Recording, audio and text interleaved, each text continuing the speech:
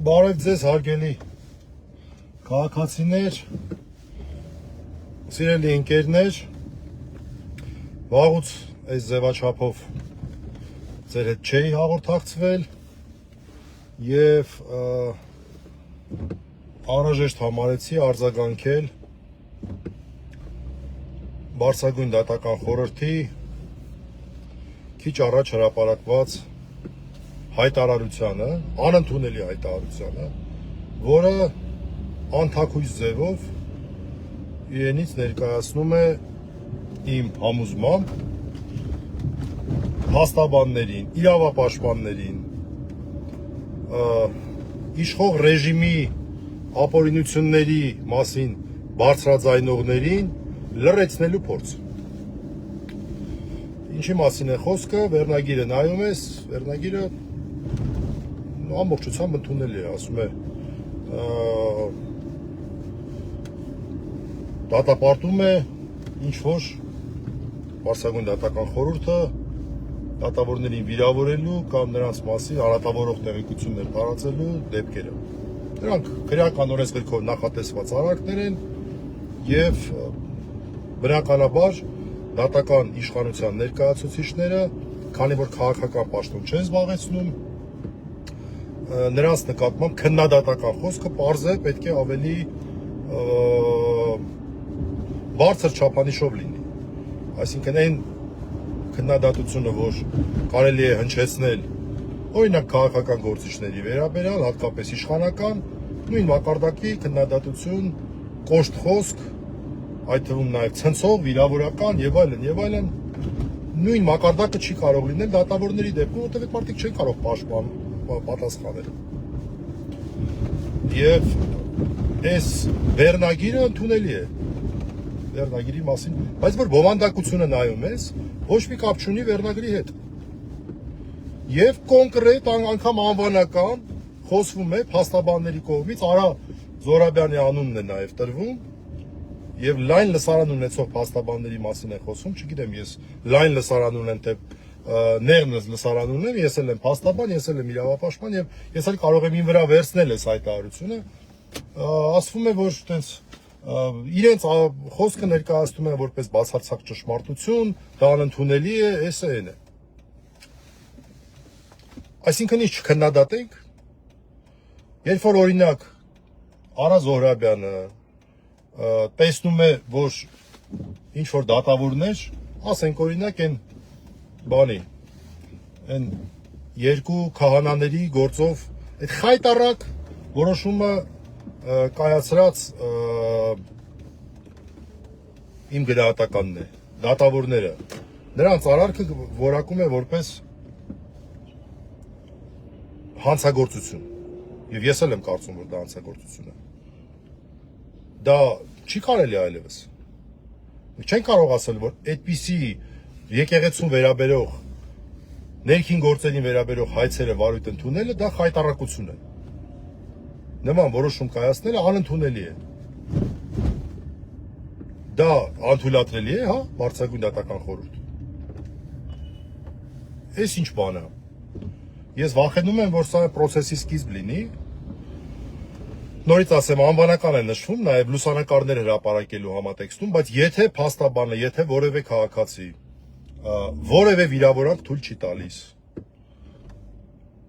անձնական բնույթի, ասենք չի ասում պայմանական, այս ինչ դատավորը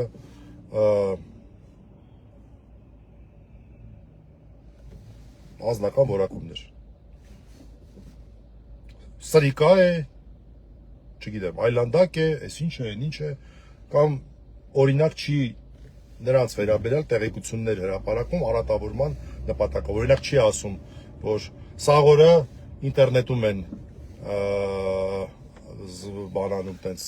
փոխանակ գործով զբաղվեն, սաղորը Facebook-ներից դուրս չեն գալի, դեպ ես օրինակ եմ ասում, որով որ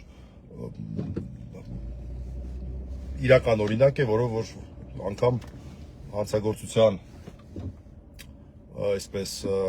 վերաբերյալ հաղորդում չի ներկայացվել, բարույթ չի նախաձեռնվել, որովհետև քաղաքական իշխանությանը դա անհրաժեշտ չէր, այդպիսի արտահայտություն իրեն թույլ տվողը նրանց համար շատ ընդունելի մեկն էր։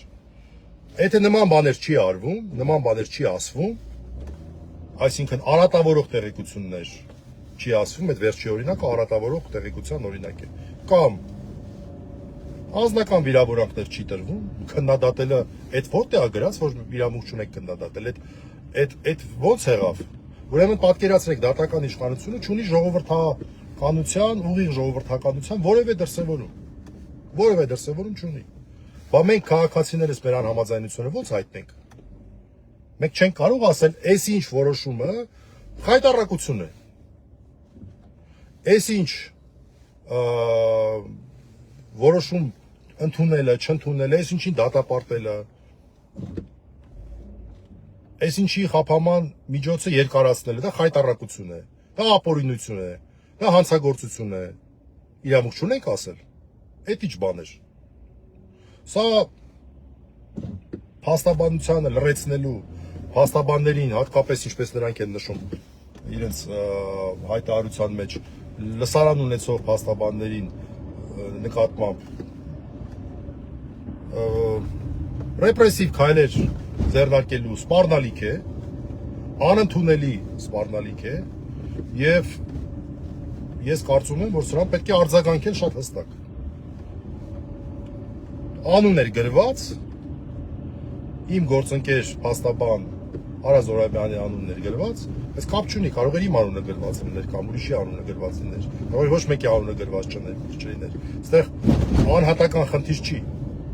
ինստիտուցիոնալ խնդիր է, դատական իշխանությունը իրավունք չունի փաստաբաններին պարտադրի, թե ինչպես իրենք կարող են իրենց օրինակ պաշտպանյալների օրենքով չարգելված ձևերով իրենց պաշտպանյալների շահերը պաշտպանել, օրինակ, կամ իրավապաշտպաններին հանդես գան հրապարակային խոսքով նշելով, թե որտեղ է թույլ տրվում ապօրինություն, ուղղակի իրավունք չունեն։ Եվ առհասարակ լավ կլինի, որ մարդիկ իրենց հեղինակության մասին մտածեն ոչ թե օրենքի արգելքներով, այլ բովանդակային առումով։ Որովհետև իրավաբանական հանրությունը, օրինակ, կոնկրետ ես հասկանում եմ, որ ստե խոսքը հակաեկեղեցական շարժման մի դրսևորում է սա, իմ պատկերացմամբ, որովհետև դա Արա Զորաբյանի անունը նշելը դրա մասին էր, Արա Զորաբյանը միայն այդ երկու դատավորների լուսանկարներն էր հրապարակել, որոնք որ այդ երկու բաների նախկին քահանաների կարգալույցների հայցն էին վարույթ ընդունել եւ հայցի ապահովման միջոց են կիրառել։ Եվ գիտեք ինչ կա, սա դրա դրսևորում է։ Եվ ես ճիշտ եմ համարում Արա Զորաբյանի արածը, ոչ մի ապօրինություն թույլ չի տվել, եթե ապօրինություն թույլ չի տրվում, օրենքով արգելված որևէ բան չի արվում, վիրավորանք չկա, արատավորող տեղեկություն չկա, որևէ մեկը իրավունք չունի անգամ խորհուրդ տալ։ Դու սա մի արա կամ սա արա։ Լավ է արել է, օրենքով թույլատրված է, որոշել է այդպես իր գործառույթը իրականացնել։ Ինչի մասին է խոսքը։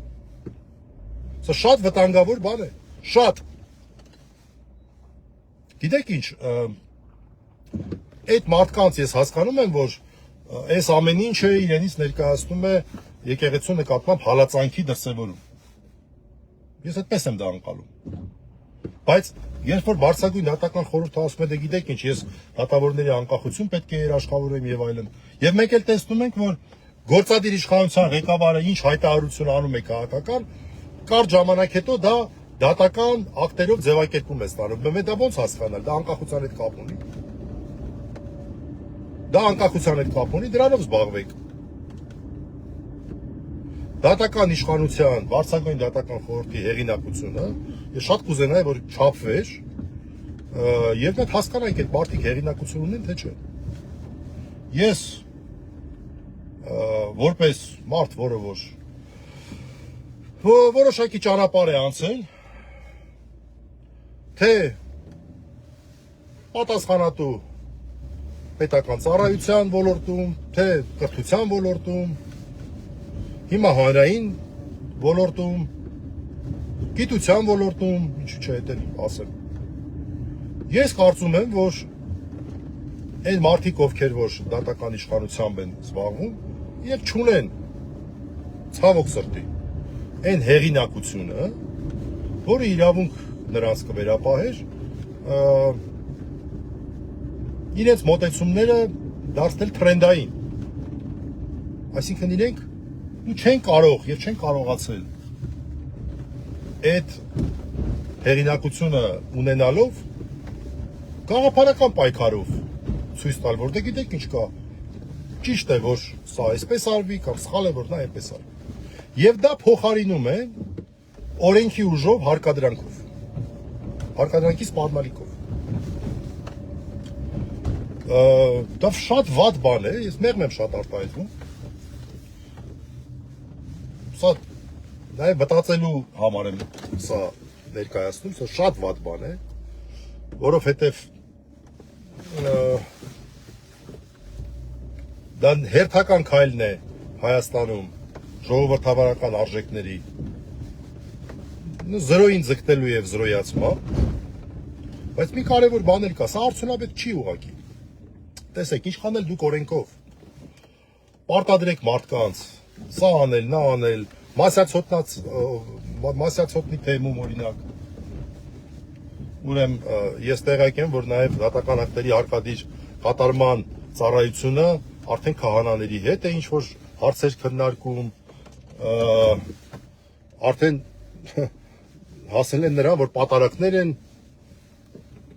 պատարակների մատուցումն են քննարկման առարկա դարձնում, ասենք, չեմ ուզում շատ մանրամասներ այս բանին ասեմ, բայց դուք հիշեք հենց առաջին դարը, քրիստոնեության կայացման շրջանը, երբ մարդկանց պետական օրենքներով պարտադրում էին, ասում են դուք պարտավոր եք զոհեր մատուցել կայսրին, այսինչին, այնինչին, եւ քրիստոնյաները հրաժարվում էին, ասում են մեր համոզմունքներին դա հակասում է, մենք չենք կարող դա անել, մենք այո ուզում ենք նորմալ օրինապահ քաղաքացի լինել, բայց դա մեր խղճի ամենախորքային հարցին եք, դա չեք կարող դուք դա պարտադրեք։ Հիմա այս մարդիկ չունենալով հեղինակություն, որով կարողանան իրենց գաղափարները տարածել, դա ուզում են փոխարինել օրենքի հարկադրանքով։ Չի ստացվի։ Հարցեր կա, որ չի ստացվի։ Սա է հարցը։ Հիմա օրինակ դուք ասում եք փաստաբանի անուն եք տալիս եւ ինչ որ հորդորներ եք հղում բան եւ այլն։ Այսինքն ձեր կարծիքով հիմա մեկը ես մյուսների անունից լավ չխոսեմ, պետք է դադարենք քննադատել, դադարենք ապօրինությունները ներկայացնել, դադարենք խայտառակությունների անունը դնել խայտառակություն։ Այսինքն մեր կարծիքը ներկայացնենք։ Դե ամենա ջղայնացնող արտահայտությունն է, որ իրենց կարծիքը ներկայացնում որպես բացարձակ ճշմարտություն, չի մասն է խոսքը։ Դե դուք էլ հակառակը փորձեք հիմնավորել։ Եթե տեղ չլիներ, մարդիկ բանի տեղ չէին դնի։ Այս հայտարարությունը նրա մասին է, որ մարդիկ շատ լավ տեսնում են, որ այդ ապօրինությունները մարդկանց աչքին հստակ երևում են։ Եվ այո, ես էլ եմ գտնում, ինչպես Արա Զորայբյանը, որ այդ երկու դատավորների արածը, այդ վերջի ուղղակի հանցագործություն է։ Այո, ես էլ եմ այդպես գտնում։ Հիմա ես ինչ արեցի, վիրավորեցի, թե արատավորող տեղեկություններ ներկայացրեցի։ Դե վաղը այս ձևակերպումը արդեն կհամարեք վիրավորանք կամ արատավորող տեղեկություն։ Պաժալուստը, խնդրեմ։ Դա էլ կանեք, ես որևէ բան չեմ տեսնում, այս թուրքահպատակ իշխանությունները դրան են պատրաստ, բայց մենք էլ ենք պատրաստ, պաժալուստը։ Որևէ խնդիր չկա։ Ես խնդրում եմ հատկապես մեր փաստաբաններին, այլ հանրային գործիչներին անպայման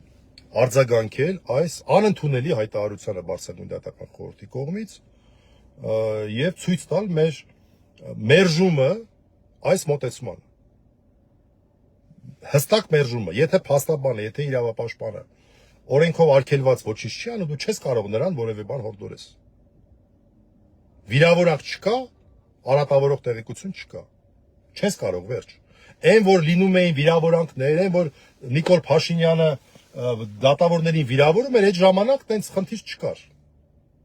Վնգստացող դատավորներ էր ասում։ Մենք հիմա չենք ասում, չէ՞, վնգստացող դատավորներ։ Այն դատավորներին, որոնք որ այդ խայտառակ որոշումները կայացրել են։ Նման ձևակերպում մեզ թույլ չենք տալի։ Մեզ հարիր չենք համարում նման ձևակերպումներ, չէ՞, թույլ տալ։ Բայց ո՞նց եղավ, որ դա անընդունելի է, բայց նա ընդունելի էր։ Այդ դա ո՞նց եղավ։ Այսքանը շնորհակալություն, հաջողություն։